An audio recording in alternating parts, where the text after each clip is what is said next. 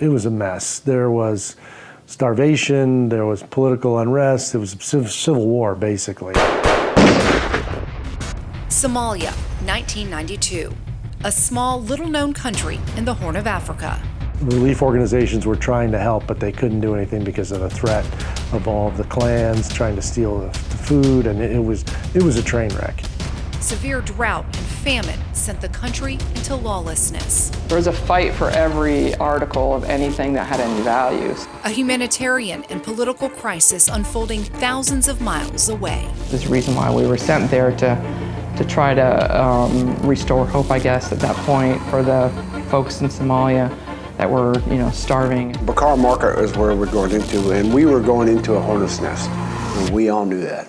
I don't think anybody could be totally prepared for the level of violence and the amount of killing that we saw in Somalia. Early October 1993, the world watched as U.S. troops fought in the country's capital city of Mogadishu. Very quickly, it was up on the news, and we were watching it on CNN. We were watching them drag bodies through the street. Their bodies are being desecrated, and the news is reporting it live. They suffered more dead and wounded in a matter of hours than in recent years of operations combined. 2 U.S. Army MH-60 Black Hawk helicopters shot down. An American pilot held captive.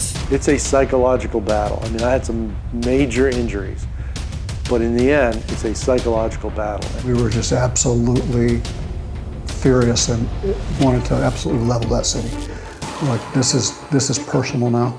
You can train all you want, you can train to the highest level, but until that situation involves an enemy, loss of life, crashes, shoot downs, whatever, that changes the whole dynamic. The battle itself, known around the world as the Black Hawk Down incident.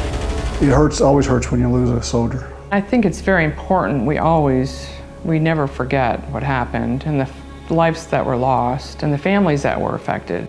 For the last 30 years, there's been a silent battle fought every day. Gold Star families are our nation's heroes. The unspoken heroes of the Army, of the military in general, or the families back home. The families are kind of the lost souls out there that are kind of just struggling with life as they try to grieve from their loss of their loved one. That's the lasting effect.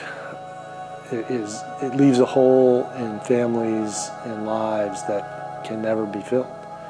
And there's nothing you can do.